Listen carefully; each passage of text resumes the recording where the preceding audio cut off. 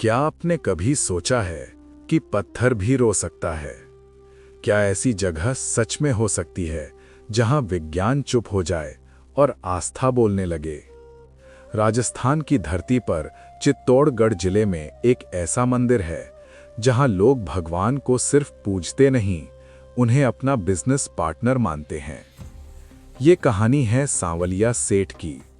न कोई कल्पना, न कोई अफवाह, बल्कि इतिहास, भक्ति और जिंदा विश्वास की सच्ची गाथा।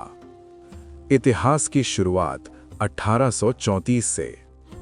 ये कहानी शुरू होती है सन 1834 से मंडफिया गांव के एक साधारण ग्वाले भोलाराम गुर्जर से। न धन, न पद, न विद्या। एक रात उसे सपना आया।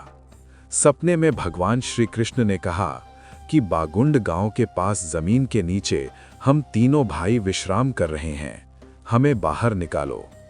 भोला राम घबरा गया, लेकिन सपना एक बार नहीं, बार बार आया। जमीन से प्रकट हुई भक्ति। आखिर गांव वालों को बताया गया, खुदाई शुरू हुई और वही हुआ जो आज इतिहास है। जमीन के नीचे से भगवान कृष्ण की 3 श्याम वर्ण मूर्तियां निकलीं, चेहरे पर करुणा, शांति और ऐसी मुस्कान जो सीधे दिल में उतर जाए। तीनों मूर्तियां अलग अलग स्थानों पर स्थापित हुईं। सबसे बड़ी और दिव्य मूर्ति मंडफिया में।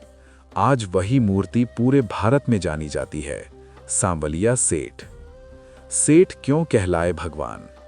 श्याम रंग, सरल स्वरूप और चेहरे पर एक अजीब सी गंभीरता। लोगों को लगा ये कृष्ण राजा नहीं, सेठ की तरह हैं, जो हिसाब भी समझते हैं और हालात भी। धीरे धीरे भक्त कहने लगे कि ये हमारे भगवान नहीं, ये हमारे सांवलिया सेठ हैं। दुनिया का सबसे अनोखा मंदिर। यहाँ एक अनोखी परंपरा है। यहाँ भक्त भगवान को बिजनेस पार्टनर मानते हैं। कोई 2% देता है, कोई 10%, कोई 25%, कोई 50% तक। दान पूरी तरह गुप्त, न नाम, न रसीद, न दिखावा।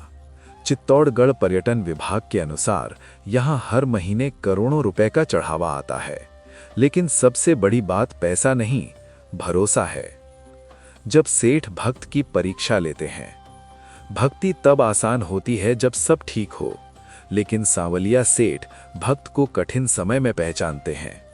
जब व्यापार डूबता है, जब कर्ज बढ़ता है, जब रास्ते बंद हो जाते हैं, तभी सेठ चुपचाप देखते हैं कि अब भी भरोसा है या नहीं। सच्ची घटना, खाली जेब, भरा विश्वास। एक व्यापारी हर साल मुनाफे का हिस्सा सेठ को देता था।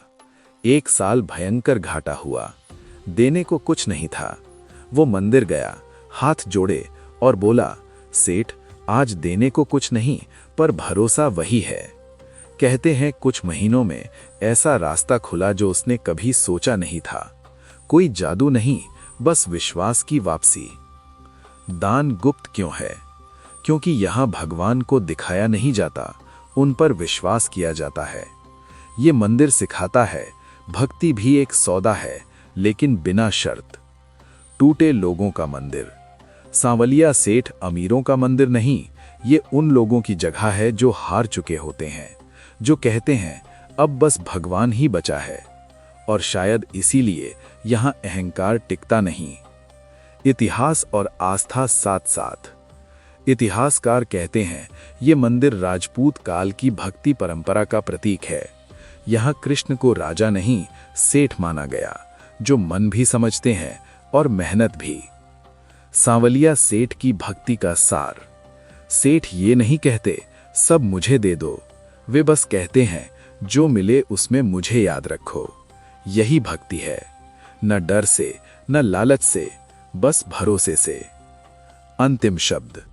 अगर जिंदगी में सब कुछ आपके नियंत्रण में है तो शायद आपको भक्ति की जरूरत नहीं, लेकिन जब सब कुछ हाथ से निकल जाए तभी सांवलिया सेठ आपके सामने आते हैं। जय सांवलिया सेठ, जय श्री कृष्ण।